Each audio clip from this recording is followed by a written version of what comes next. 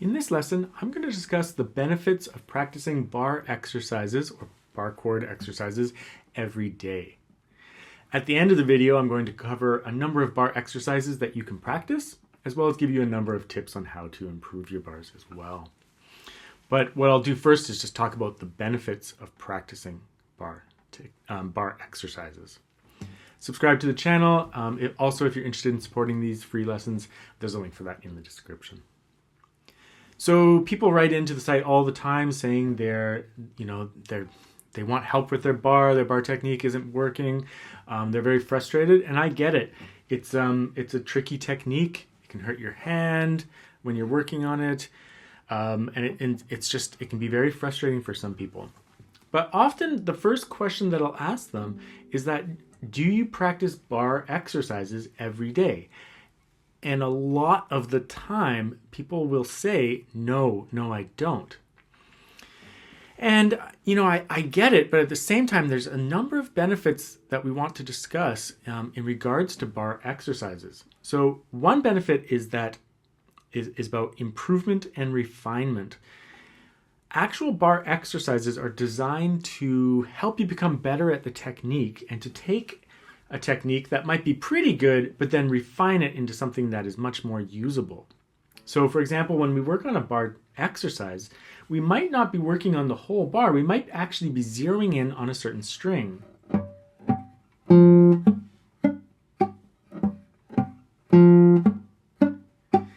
So there I was zeroing in on the fourth string. So some exercises will actually help you refine your bar technique within the bar. So improvement and refinement. Another very important benefit is the short time frame without the risk of injury. What I mean by that is that if you practice bar exercises every single day, you can practice them for just 30 seconds or 2 minutes and then stop. Because if you do it every day for a very short period of time, you'll be working on the technique, but you won't be straining your hand. You won't be trashing your hand. Like some people, they start playing a piece that has lots of bars in it, and then they start just working on their bars all at once because this piece has it. And then their hand gets tired. The bar, it starts trashing their hand and they get injuries. It's very frustrating, as opposed to working on it every day just for like 30 seconds or 2 minutes. And then, when it comes up in your repertoire, you're just good to go because you've been working on it. So that is like one of the huge benefits, right? Is just the ability to work on it without having to force it into your practice session for long periods of time. You can just do short, tiny sessions with it. Another benefit is physical coordination. It actually takes a long time for you to develop subtleties in your bar technique. So the actual ability to zero in on just one of the strings, to actually be able to have the subtlety in your finger to apply pressure at different points. That takes a very long time. It's not something you can just do in a week. So you want to be practicing these exercises so you develop the subtleties over years instead of over days. It just can't be forced quickly. Another benefit is, strength training, but that's kind of. It actually doesn't take much strength to form a bar. Little kids can play bars. It doesn't take a whole bunch of strength. It actually takes more precision and coordination and subtlety in your technique and positioning. So, however, over time you can build up a little bit of strength, although again, I would say it's more in regards to subtleties of your technique. But nevertheless, I'll just include that as well because it does take time. So those are the benefits. And now we'll actually go through some exercises, but I want to make it very, very clear that working on something every day for a short amount of time is the only way to really do this. Binging on it in a short period of time, just because it's requiring one of your pieces, it just doesn't work. When you're doing a bar chord or a bar, it's very important that you're close to the fret.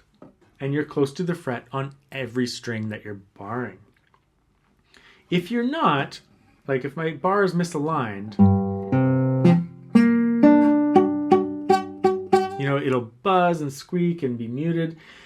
Whereas when you're close to the fret,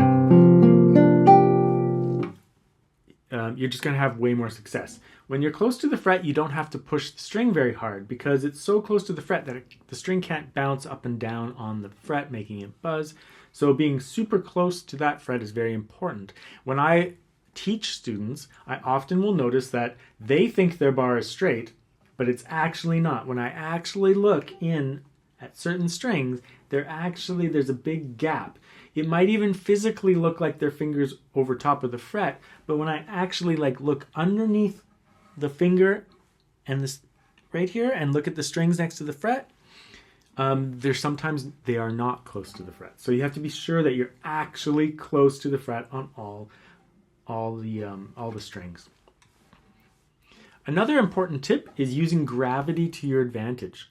So you can actually play a bar without squeezing. You don't want this vice grip feeling here. You want the weight of your arm to come down and to help apply the pressure to the bar. You can play a bar without the thumb. See, my thumb's not even there. So you don't, the idea that you need to squeeze hard like this is just not true, because I can do it without my thumb. Just by the weight of my arm. Now, I do have my thumb on the back of the neck here, and maybe I apply like a little bit of pressure, but that's really only to give me a reference point so I can use the subtleties in I can have subtleties in my fingers to apply to certain strings. It's really less about the vice grip and just having like the reference point on the back there. So again, using gravity to your advantage.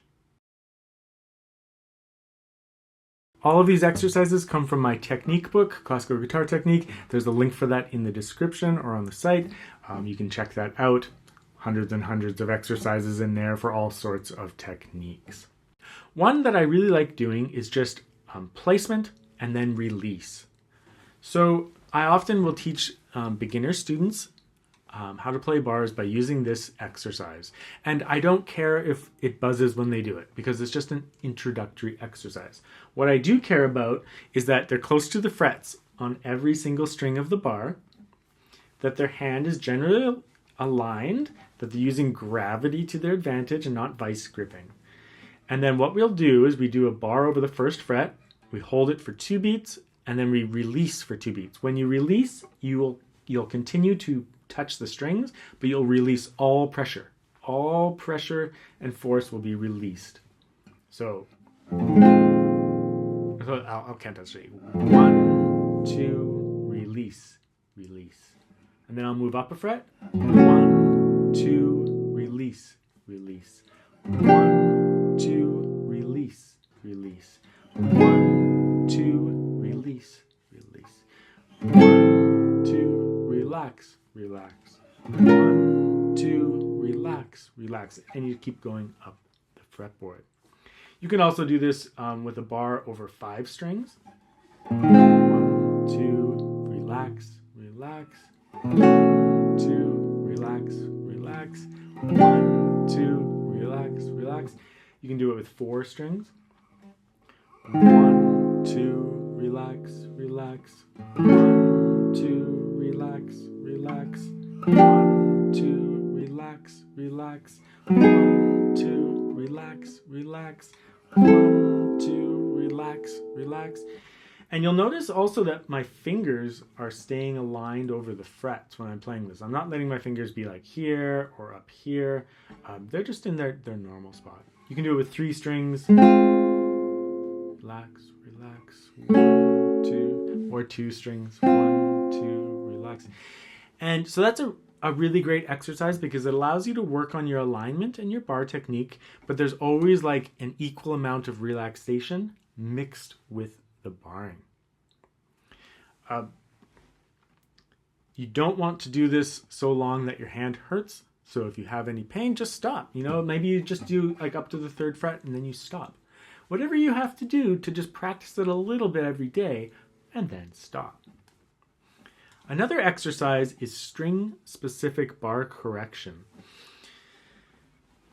In this exercise, we zero in on a particular string within the bar. So if I'm doing a bar over 6 strings, maybe the first one I will zero in on is the 6th string. So what I'm going to do is I'm going to apply a little bit of weight to the 6th string, but not to the rest of the strings. So that means I'll get a sound from the 6th string, but then the rest are all muted.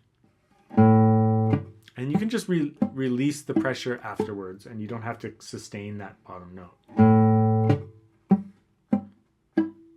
And then I'll zero in on the 5th string.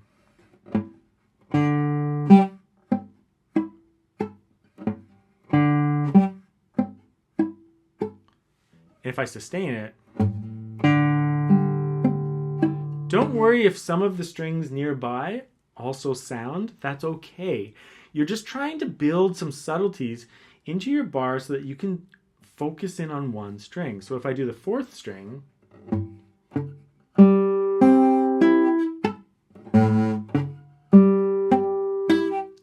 see how I'm like sustaining that 4th string, but not all the other strings.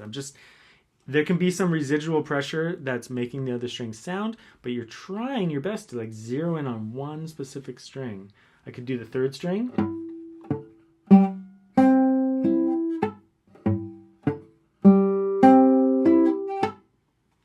2nd string.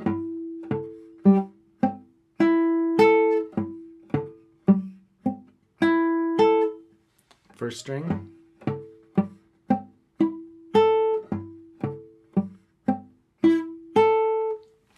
That is a really great exercise because it really teaches you that subtlety within the bar, the ability to actually think about correction. And what we'll find in repertoire is that when we're playing, we'll play a piece and we're doing the bar technique, but one of the strings is buzzing. It's always that one string that's buzzing. So this exercise aims to really tackle that. Another exercise, and this is for more the intermediate student who's played some bars already and is getting more comfortable with it. In this exercise, what we do is we're going to play a series of notes,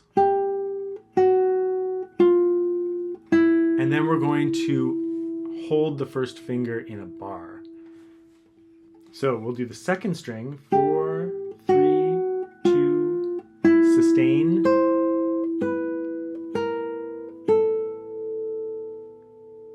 This is great because it engages the other fingers to make sure that your hand position is building a bar technique that will work with repertoire. Because usually when you're barring, you have to use the other fingers and do stuff. So it's very important. That was with a bar over 2 strings. Now we can bar over 3 strings. Sustain the bar.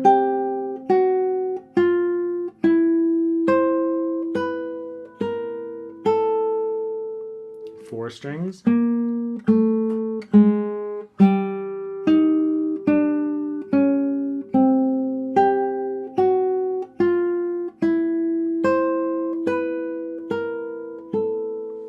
Five strings.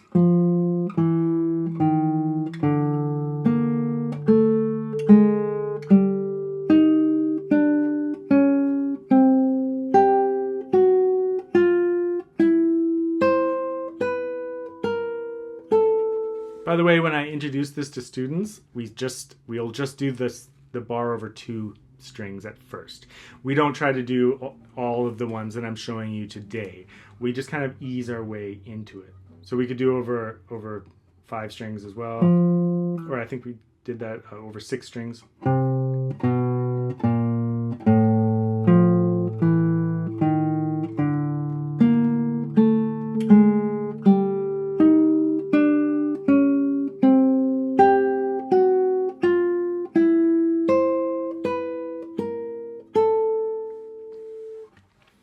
So each of those exercises is really important. The first one, the pressure on and off, allows you to build alignment and work on that weight orientation instead of vice grip.